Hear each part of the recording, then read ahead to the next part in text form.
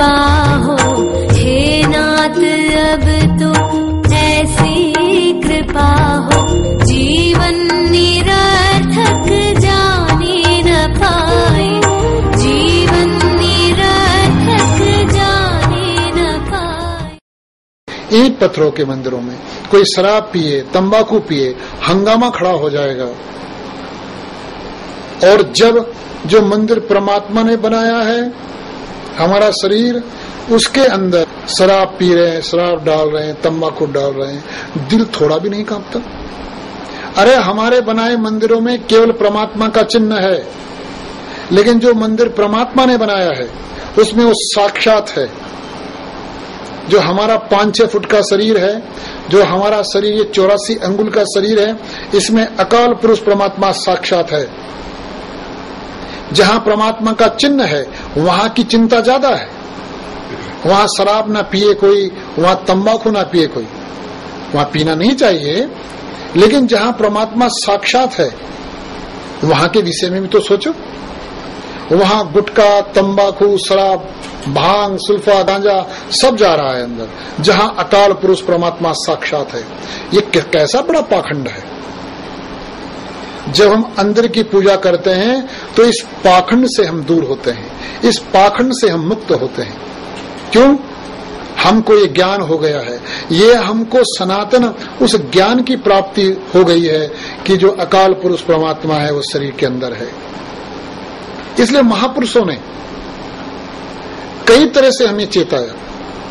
कई महापुरुषों ने कहा, कंकर पत्थर जोड़ के मस्जिद लई चिनाए, तापर चढ़ मुल्ला बाग दे बहिरा भया खुदाए। उन महापुरुषों ने कहा जो महापुरुष अंदर गए, जिन्होंने अंदर उस अकाल पुरुष की झलक देखी, जहां उन्होंने देखा कि वो साक्षात जो सर्वोच्च शक्ति है। जब उस सर्वोच्च शक्ति का साक्षात्कार किया, जब देखा उन्होंने अंदर, तब उन्होंने भांग, सुल्फा, नशा जितना भी है इसका बहिष्कार करने के लिए कहा। जन्मजात भेद, इसका बहिष्कार करने के लिए कहा।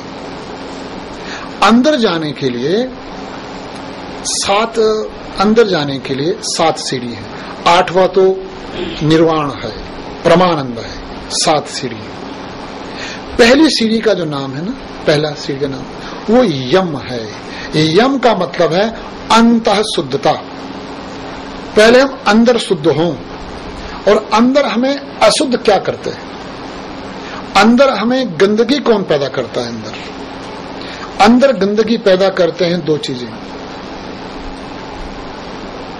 अंदर गंदगी पैदा करने वाले जो एक जन्मजात भेद पाखंड, जन्मजात भेद पाखंड और नशा। जब हमारे अंदर जन्मजात भेद, पाखंड और नशा रहता है, हम अंदर गंदे हो जाते हैं। इसलिए महापुरुषों ने कहा पहले यम, पहले अंत शुद्धता करो, पहले अंदर की शुद्धता करो। अंदर जाना चाहते हो, पहले अंत शुद्धता। विचारों में शुद्धता तो अपने आप आ जाती है जब हम अभ्यास करते हैं, श्वास में स्पंदन पैदा करते हैं अकाल पुरुष के सच्चे नाम का। जब हम अकाल पुरुष के सच्चे नाम का श्वास में स्पंदन पैदा करते हैं, विचारों में तो शुद्धता अपने आप आ जाती है। लेकिन स्पंदन पैदा करने के लिए अंदर शुद्धता पैदा करनी पड़ती है, और अंदर शुद्धता, अंदर पावनता, अंदर पवित्रता तब होती है जब हम अंदर से जन्मजात भेद, पाखंड और नशा इनको निकालते हैं। दूसरा पायदान, दूसरा स्टेप, नियम, बाह्य शुद्धता। हम आंखों को, नाक को, कान को, मुंह को, मलमूत्र द्वार, शरीर को साफ रखें। इसलिए अंदर के यात्री जो अंदर यात्रा करना चाहते हैं, उनके लिए हमने एक बार कहा था वो 3 समय दांत साफ करें, प्रातःकाल, मध्याह्न और सायंकाल, सुबह, दिन में और शाम को। वो 3 टाइम दांतों को साफ करें। वो 3 टाइम कम से कम लगे आंखों में पानी डालें। वे थोड़ा हाथों को, शरीर को साफ रखें, नियम।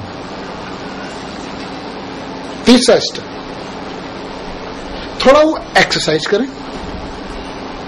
श्वास से शरीर को, श्वास से धीरे धीरे शरीर को मोड़ें, सिकोड़ें, थोड़ा एक्सरसाइज करें।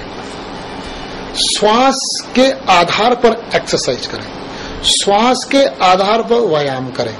श्वास का आधार लेकर कोई भी एक्सरसाइज कर रहे हैं, कोई भी व्यायाम कर रहे हैं, कोई भी कसरत कर रहे हैं, तो श्वास का आधार हो। अगर शरीर को मोड़ रहे हैं तो श्वास के अनुसार शरीर को मोड़ें। शरीर को सिकोड़ रहे हैं तो श्वास के आधार पर सिकोड़ें। ये तीसरा स्टेप है, जिससे हमारे शरीर में, हमारी नाड़ियों में जो वायु अवरुद्ध है, अशुद्ध वायु है, वो बाहर निकले।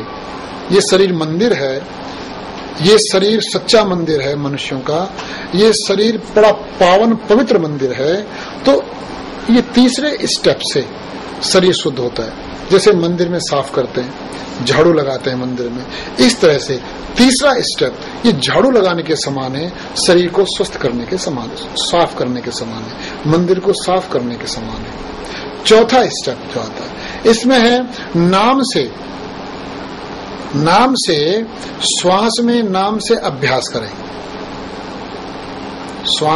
श्वास में नाम का अभ्यास करें।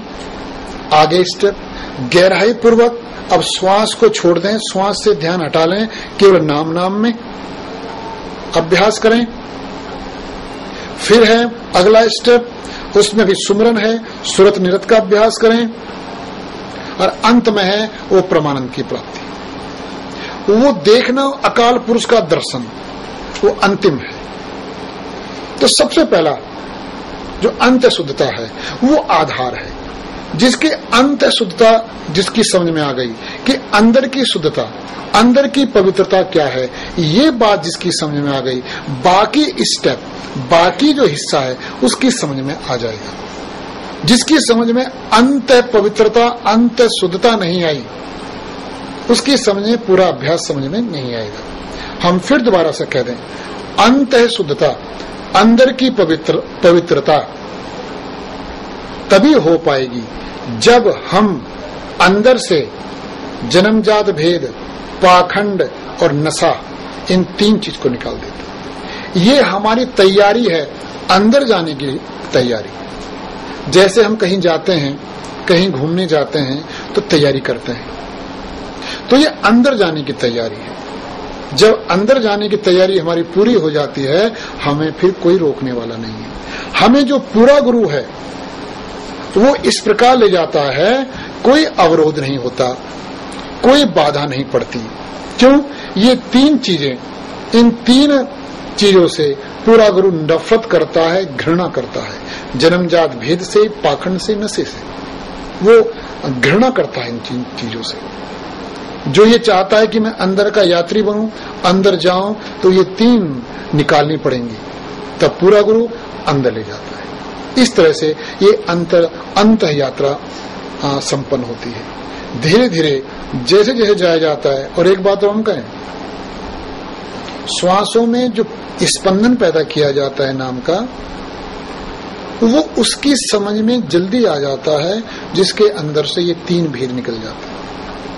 नहीं तो हमारे पास हर महीने कई सौ आदमी आते हैं सीखने के लिए, कई बार आते हैं। पिछले महीने भी आए, उससे पहले महीने भी आए, उससे पहले महीने भी आए। एक से हम पूछ रहे थे कितनी बार आ गए शिविर में, उन्होंने कहा मैं 8 बार आ गया।